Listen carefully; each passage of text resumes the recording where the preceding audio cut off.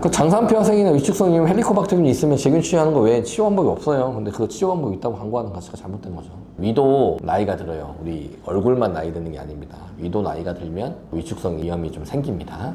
위축성 위염이나 장산폐화생을 네이버에 검색해보면 거의 죽을 병처럼 묘사를 해놨는데, 그게 이제 위암은 아니지만 위암 100% 간다 뭐 이렇게 무섭게 설명이 돼 있는데, 대부분 오늘은 위축성 위염에 대해서 좀 알아보도록 하겠습니다. 건강검진 결과지에 위축성 위염이라는 말을 보신 적이 있으실 거예요. 뭐 위가 얇아졌다, 위가 헐었다, 심하면 뭐 위암 전 단계다, 이런 것들을 네이버 검색해보고 난 다음에 걱정되셔서 오시는 경우가 많습니다. 오늘은 위축성 위염이 이제 어떤 병이고 치료나 이런 것들을 해야 되는 병인지를 좀 알아보겠습니다.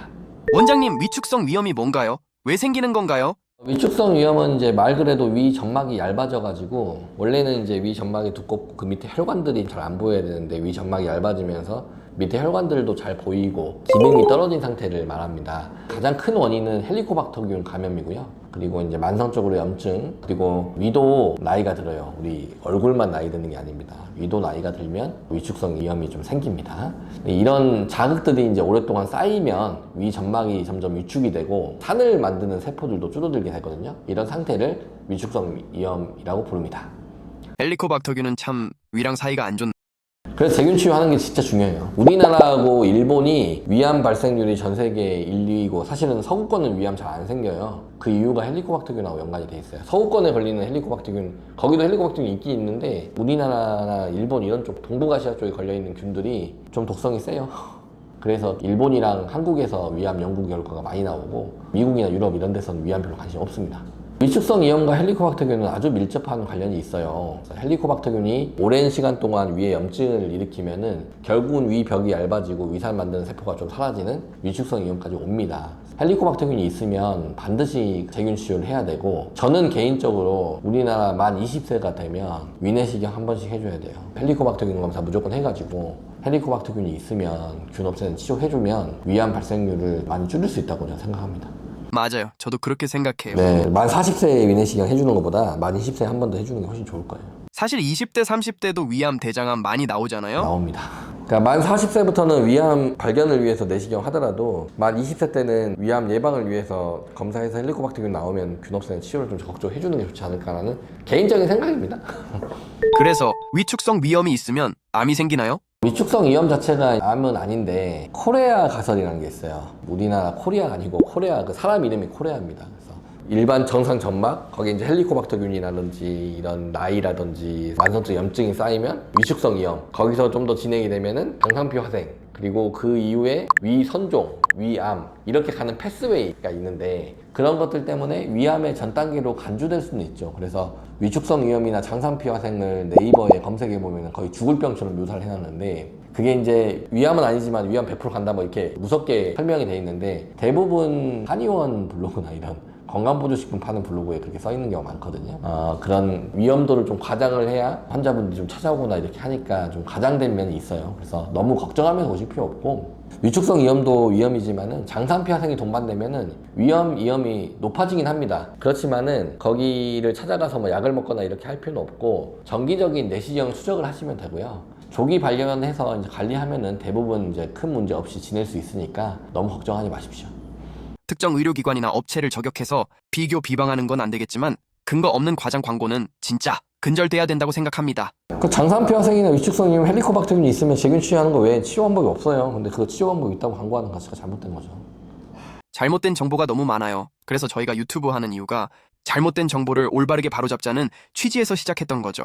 다음 질문 드릴게요. 원장님, 위축성 위염 증상은 없는데 치료해야 되나요? 위축성 위염은 대부분 증상이 없습니다. 근데 이제 위암 가족력이 있다면 주기적인 내시경 추적 관찰이 필요하고요. 헬리코박터균은 꼭 치료를 해줘야 됩니다. 위축성 위염이랑 장산폐화생에 대한 치료법은 없어요. 그거는 내시경을 자주 해서 관찰하고 위암을 예방하고 이런 것들밖에 없고요. 그러면 궁금한 게 이 위축성 위염은 회복되나요? 다시 좋아질 수 있나요? 어느 정도 이제 회복될 수는 있지만 정상으로 돌아가지는 않아요. 헬리코박터균을 제거하고 짜지 않게, 저는 환자분들한테 저염 식단의 중요성, 위를 보호하려면 저염 식단 해야 된다, 이런 것도 좀 얘기 드리는데, 위에는 안 좋은 게 매운 것보단 짠 게 안 좋습니다. 그런 저염 식단을 하고 자극적인 음식을 피하고, 흡연도 위에 영향을 주거든요. 금연을 하고 헬리코박터균 제균 치료를 하면 어느 정도 관리가 되고요. 이미 생긴 거는 회복은 안 되지만은 그렇게 해서라도 관리를 좀 하셔야 할 것 같습니다. 건강검진에서 위축성 위염이라고 설명을 들었어요. 앞으로 어떻게 하면 좋죠? 위축성 위험이 있는데 헬리코박터균 검사를 안 하는 데들도 있거든요. 그래서 헬리코박터균 검사를 해보는 게 1순위입니다. 환자들이 우리 병원에서 검사하고 난 다음에 헬리코박터균 나왔다고 하면 2년 전에도 했고 4년 전에도 했고 뭐 몇 년 전에도 했는데 그때는 괜찮았다라고 얘기하는데 장 상태가 위축성 위염이나 장산피 화생이 있으면 이 헬리코박터균이 1, 2년 된 문제 아니에요. 상당히 길게 된 문제예요. 그 헬리코박터균 검사 안 해본 거죠. 헬리코박터 검사를 해보는 게 1순위고 나오게 되면 제균 치료를 하시는 게 가장 중요합니다. 그리고 결과지에 장산피 화생이라든지 위 점막이 좀 불규칙하다 이런 내용들이 표현이 있다면 국가검진 2년에 한 번씩 하는 거 말고 장산피 화생이 있으면 1년에 한 번씩 내시경을 해라 이렇게 권하거든요. 그래서 1년에 한 번은 본인 비용으로 내시경을 하고 그 다음 1년에 한 번씩은 이제 검진을 하고 이런 식으로 내시경 주기를 정하시는 게 좀 중요할 것 같습니다. 실제로 저희 어머니 지인 중에 완주군에서 딸기 하우스를 상당히 크게 하시는 분이 있는데 그분 건강검진을 하시면서 내시경에서 장산피 화생이 있어서 1년마다 내시경 했는데 1년 전에는 조금 이상이 있던 부위가 1년 만에 다시 봤더니 그 부위가 색깔이 좀 변하고 그래가지고 조직검사 했더니 위암 나왔거든요. 그래서 조기 위암이어가지고 내시경 시술하고 난 다음에 치료가 끝났습니다. 그 환자분한테도 내가 1년에 한 번씩 내시경 했기 때문에 발견한 거지 2년 뒤에 했으면 좀 더 진행된 상태에서 발견했으면 내시경은 안 끝나고 수술적 치료를 했을 수도 있다라고 설명을 드렸거든요. 그분도 장산피 화생이 있기 때문에 1년에 한 번씩 내시경 오라고 해서 진단을 해드린 거예요.